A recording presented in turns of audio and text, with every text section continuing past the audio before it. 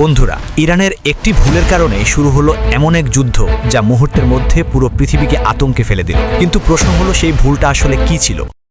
2024 সালের 1 এপ্রিল সন্ধ্যার পর মধ্যপ্রাচ্যের আকাশে হঠাৎ এমন একটি ঘটনা ঘটল যা মুহূর্তের মধ্যে পুরো বিশ্বকে কাঁপিয়ে তুলল। সিরিয়ার রাজধানী দামেস্কে অবস্থিত একটি কূটনৈতিক ভবনে হঠাৎ ভয়ঙ্কর বিস্ফোরণে ধোঁয়ায় ঢেকে যায় চারপাশ। কিছুক্ষণ পর খবর ছড়িয়ে পড়ে এটি ছিল ইরানের দূতাবাস কমপ্লেক্সের একটি অংশ, আর সেই হামলায় নিহত হয়েছেন ইরানের উচ্চপদস্থ সামরিক কমান্ডাররা। কিন্তু প্রশ্ন উঠল, কে করল এই হামলা? কয়েক ঘন্টার মধ্যেই ইরান সরাসরি অভিযোগ তোলে ইসরায়েলের বিরুদ্ধে। আর সেই মুহূর্ত থেকেই শুরু হয় এমন এক উত্তেজনা যা ধীরে ধীরে পুরো মধ্যপ্রাচ্যকে যুদ্ধের দিকে ঠেলে দেয়। কিন্তু আসল প্রশ্ন হচ্ছে, কি সেই ভুল যার কারণে এই সংঘাত এত বড় যুদ্ধে রূপ নিতে শুরু করলো?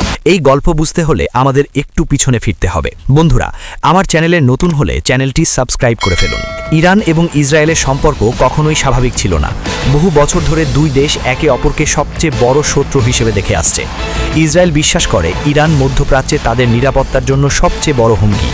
অন্যদিকে ইরান মনে করে ইসরায়েল ফিলিস্তিনিদের ওপর অত্যাচার করছে এবং পুরো অঞ্চলে অস্থিরতা তৈরি করছে।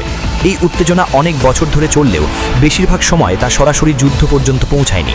কিন্তু 2023 সালের শেষ দিকে মধ্যপ্রাচ্যের পরিস্থিতি হঠাৎ বদলে যেতে শুরু করে। গাজা যুদ্ধ শুরু হওয়ার পর পুরো অঞ্চলেই উত্তেজনা দ্রুত বাড়তে থাকে। ইরান সরাসরি যুদ্ধে না নামলেও তারা বিভিন্ন মিত্র গোষ্ঠীর মাধ্যমে ইসরায়েলের ওপর চাপ সৃষ্টি করতে থাকে, আর ইসরায়েলও সেই চাপের জবাব দিতে শুরু করে গোপন হামলা এবং টার্গেটেড অপারেশনের মাধ্যমে। তারপর আসে সেই দিন, 1 এপ্রিল 2024। দামেস্কে ইরানের কূটনৈতিক কমপ্লেক্সে হামলা শুধু একটি সামরিক আক্রমণ ছিল না, এটি ছিল একটি বড় কূটনৈতিক সীমা অতিক্রম করা। কারণ আন্তর্জাতিক নিয়ম অনুযায়ী দূতাবাস এলাকা একটি দেশের সার্বভৌম ভূখণ্ড হিসেবে বিবেচিত হয়।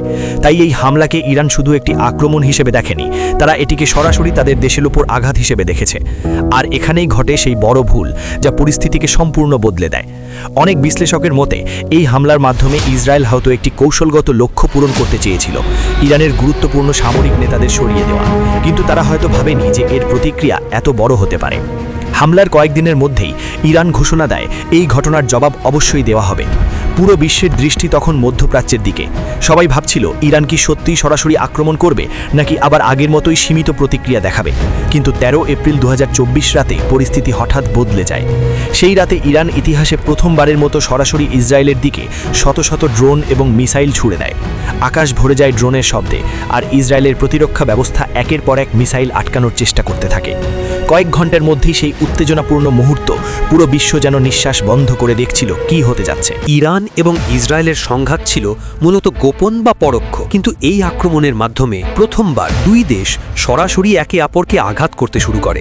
আর এখানেই অনেক বিশ্লেষক বলছেন যে ভুলের কারণে শুরু হলো ইরান ইসরায়েলের নতুন যুদ্ধের অধ্যায়। সেটি ছিল সেই দামেস্কি হামলা। কারণ সেই ঘটনার পর আর আগের অবস্থায় ফিরে যাওয়া সম্ভব হয়।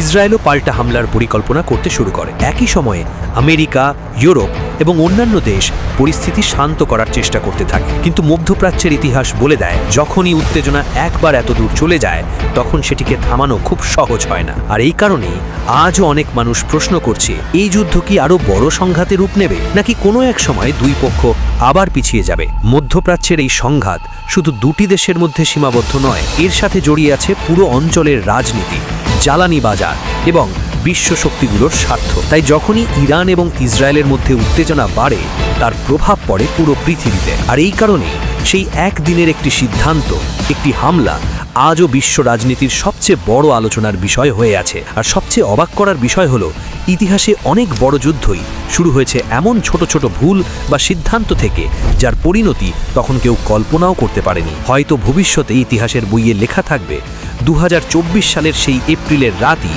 ছিল এমন এক মুহূর্ত যখন মধ্যপ্রাচ্যের সংঘাত একটি নতুন অধ্যায়ে প্রবেশ করেছিল। আপনি যদি এমন বাস্তব ঘটনা, ইতিহাসের লুকানো গল্প এবং বিশ্ব রাজনীতির অজানা দিকগুলো জানতে চান, তাহলে আমাদের সাথে থাকুন, কারণ এই ধরনের আরও অনেক গল্প আমরা আপনাদের সামনে তুলে ধরব। ভিডিওটি ভালো লাগলে অবশ্যই সাবস্ক্রাইব করে পাশে থাকবেন, যাতে আগামী ভিডিওগুলো মিস না করেন।